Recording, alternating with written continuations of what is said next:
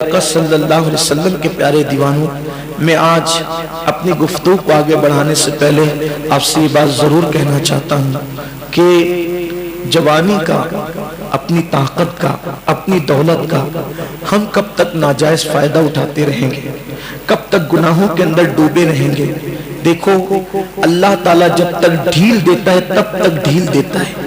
जब अल्लाह तबारक व तआला रस्सी टाइट कर देता है, डोरी टाइट कर देता है, फिर कोई यार नहीं होता, कोई मददगार नहीं होता, कोई दोस्त नहीं होता, कोई अहबाब नहीं होते, कोई बचाने के लिए नहीं आता, कोई मदद करने के लिए नहीं आता। अल्लाह ने हमें और आपको जवानी दी, ताकत दी, कुव्वत दी, अल्लाह ताला ने माल दिया, उसको नाराज मत करो। उसने सब कुछ दिया, जो कुछ अपने पास है वो सब अल्लाह का दिया हुआ है, अपना कुछ नहीं है। अगर हम ये सोचते हैं कि ये बाजू की कुव्वत से हमने कमाया है, ये फजूल बात है। अगर माल बाजू की कुव्वत से मिलता तो फिर हर इंसान मालदार होता। मेहनत कौन नहीं करता, मेहनत सब करते हैं, लेकिन अल्लाह तबारक व तआला का फजल है कि अल्लाह हमें नवाजता है, अल्लाह हमें देता है। उसको नाराज मत करो, उसके गजब को दावत मत दो। कब तक अल्लाह को नाराज करेंगे? आज हम सब इसीलिए जमा हुए हैं कि अल्लाह तबारक व तआला को राजी करें। हमने आज से पहले जो कुछ किया है अल्लाह की बारगाह में तौबा करें, क्योंकि अल्लाह तबारक व तआला जब नाराज हो जाता है तो इंसान पे तंग दस्ती डालता है, इंसान को बलाओं में गिरफ्तार कर देता है, इंसान को जलील और रुस्वा कर देता है, इंसान को किसी काम के काबिल नहीं रहने देता। अल्लाह अकबर। इमाम हसन बसरी ने उसको समझाया, वो नहीं माना, आखिरकार फिर बला में गिरफ्तार हुआ। अब जब वो बला में गिरफ्तार हुआ तो हजरत इमाम हसन बसरी रज़ी अल्लाह ताला को लोगों ने कहा, हजरत अब वो फिर बीमार हो गया है और इतना बीमार हुआ है अब उसके बचने के चांसेस खत्म हो गए, यानी अब वो मर जाएगा। अल्लाह के वली कितने खलीक और बाअखलाक थे, उसने टका सा जवाब दिया, उसने बेअदबी की आपकी शान में। उसके बावजूद भी हजरत इमाम हसन बसरी ने फरमाया, चलो एक मुसलमान है, अगर उसकी मौत का वक्त करीब है तो हमें उसके घर चलना चाहिए और उसको कुछ हिम्मत और हौसले की बात करना चाहिए। हजरत इमाम हसन बसरी रज़ी अल्लाह ताला गए। जब देखा तो वो तड़प रहा था, मछली की तरह तड़प रहा था, वो बेचैन और बेकरार था। अल्लाह के वली इमाम हसन बसरी रज़ी अल्लाह ताला ने उससे फरमाया, ऐ जवान क्या हाल है? वो रोने लगा और कहने लगा, ए अल्लाह के बरगज़ीदा बंदे, मैंने आपकी बात नहीं मानी, मैं तौबा करता रहा, तौबा तोड़ता रहा और हमेशा गुनाह पे दिलेर होता रहा। अब मैं ऐसी बला में गिरफ्तार हूँ कि अब मेरा कोई मोनिसो गमगुसार नहीं, मेरा कोई गमखार नहीं, मैं बला के अंदर डूबा हुआ हूँ। इमाम हसन बसरी ने कहा, अल्लाह के बंदे कोई बात नहीं, तौबा का दरवाजा खुला हुआ है, तौबा का दरवाजा खुला हुआ है और अल्लाह तबारक व तआला अपने बंदों की तौबा को कबूल करता है। ये सुनकर उसने कहा, फिर मैं क्या करूं? फरमाया, एक बार फिर तौबा कर, अल्लाह ताला तुझे फिर माफ करेगा। उसने जैसे ही कहा, या अल्लाह मैं तेरी बारगाह में तौबा करता हूँ, या अल्लाह मैं तेरी बारगाह में तौबा करता हूँ, तो घर के कोने से आवाज आई, ए बंदे बस कर, तू धोखेबाज और मक्कार है। जब जब तूने तौबा की हमने तेरी तौबा को कबूल किया, लेकिन तूने धोखा किया, मक्र किया और तू तौबा करके हमेशा तौबा को तोड़ता रहा। इमाम हसन बसरी ने, सब लोगों ने जब घर के कोने से ये आवाज सुनी तो इमाम हसन बसरी ने अपने साथियों से कहा, चलो चलो उठो, अब इसका किस्सा तमाम हो गया, अब इसकी आखिरत बर्बाद हो गई। नहीं सुनते कि घर के कोने से आवाज आई कि बंदे बस कर, तू धोखेबाज है, अब तेरी तौबा कबूल नहीं होगी, तू धोखेबाज है, तुझे बख्शा नहीं जाएगा। इमाम हसन बसरी ने कहा, इतना सुनने के बाद अब यहाँ बैठकर फायदा क्या है? रोते हुए इमाम हसन बसरी अपने घर की तरफ चले गए। अल्लामा इब्नुल जौज़ी लिखते हैं, इमाम हसन बसरी अपने घर की तरफ गए, उसकी माँ, बूढ़ी माँ भी रोने लगी, वो भी रोने लगा। अब क्या? अब तो आवाज आई कुदरत की तरफ से, गैबी आवाज कि तुझे माफ नहीं किया जाएगा। मगर कुर्बान उस जवान ने कहा अपनी माँ से, अम्मी हसन बसरी तो चले गए, गैबी आवाज भी आ गई कि तुझे माफ नहीं किया जाएगा, लेकिन मुझे यकीन है कि मेरा अल्लाह बड़ा सत्तार और गफ्फार है।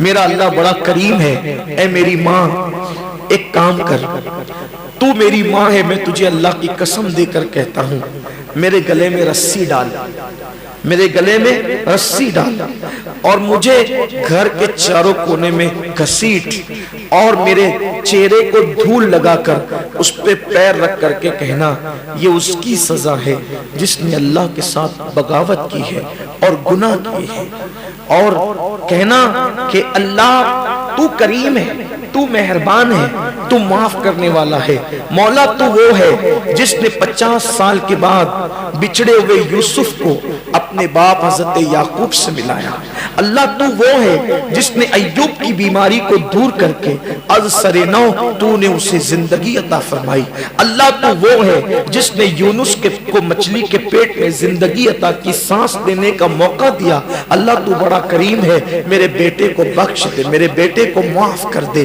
بس اس کا چہرہ ماں نے جو ہے وہ گھسیٹا، خاک میں ڈالا اور اس کے چہرے پہ پیر رکھ کر کے اللہ کی بارگاہ میں دعا کی، اے اللہ میرا بیٹا اگرچہ گناہگار، سیاکار، بدکار ہے، لیکن آج وہ اپنے گناہوں پہ نادم اور شرمندہ ہے، تیری طرف سے آواز بھی آ چکی ہے کہ تجھے معاف نہیں کیا جائے گا، لیکن مولا تو وہ ہے کہ جس نے 50 سال کے بعد بچھڑے ہوئے یوسف کو اپنے باپ یعقوب سے ملایا، اللہ تو وہ ہے جس نے ایوب کی بیماری دور کر کے اثر نو اسے زندگی عطا کی، تو وہ ہے جس نے یونس کو مچھلی کے پیٹ میں جو ہے وہ سانس لینے کی توفیق عطا فرمائی، مولا اگر تو میرے اس بچے کو بخش دے گا تو تیرا نقصان اس میں کیا ہے؟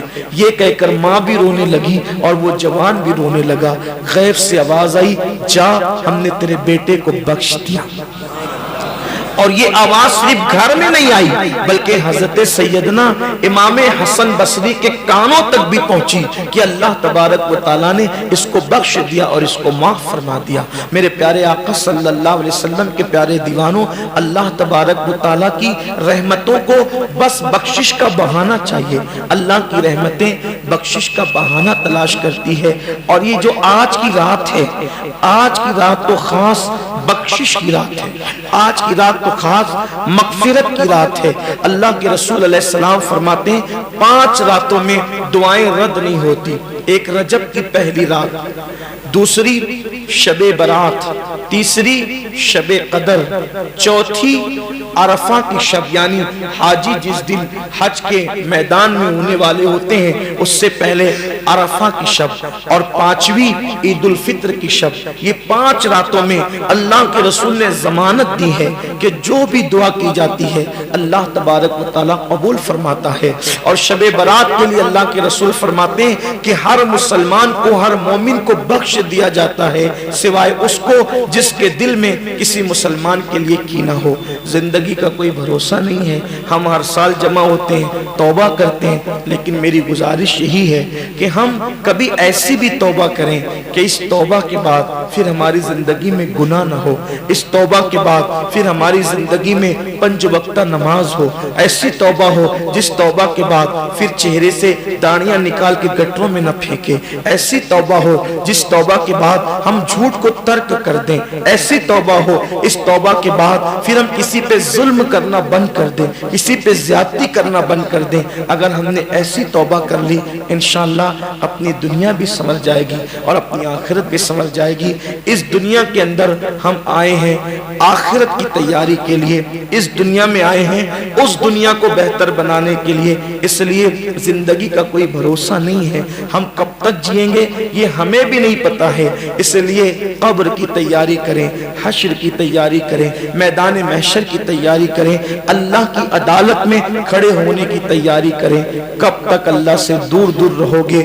مرنے کے بعد تو اللہ کی طرف پلٹنا ہی ہے، تو کل مر کے پلٹیں گے تو پچھتائیں گے، آج جیتے جی ہم اللہ کی بارگاہ میں پلٹیں، اللہ رب العزت کو منائیں، اللہ کو راضی کریں۔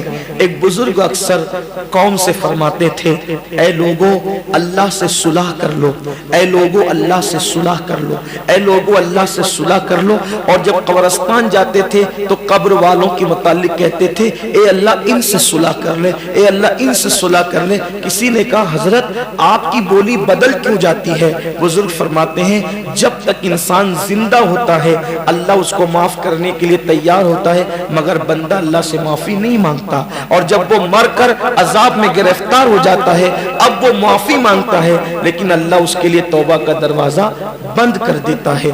موت کی آخری ہچکی توبہ کا دروازہ بند کر دیتی ہے۔ اس سے پہلے کہ موت کی آخری ہچکی آئے اور ہم پہ توبہ کا دروازہ بند ہو جائے، ہم اللہ کی بارگاہ میں توبہ کر لیں، اور جوانی کی توبہ اللہ کو بہت پسند ہے۔ حدیث پاک میں آتا ہے جب کوئی جوان توبہ کرتا ہے تو اللہ تعالیٰ فرشتوں سے کہتا ہے نور کی قندیل جلاؤ۔ جب وہ نور کی قندیل جلاتے ہیں تو دوسرے فرشتے کہتے ہیں یہ نور کی قندیل کیوں جلی ہے؟ تو فرشتے جواب دیتے ہیں آج ایک جوان نے توبہ کر کے اللہ کی طرف پلٹ گیا ہے، اس کی خوشی میں یہ نور کی قندیل روشن کی گئی ہے۔ تو ہم اللہ نے ہمیں طاقت دی، جوانی دی، آئے ہم سب اللہ کی بارگاہ میں سچی توبہ کریں۔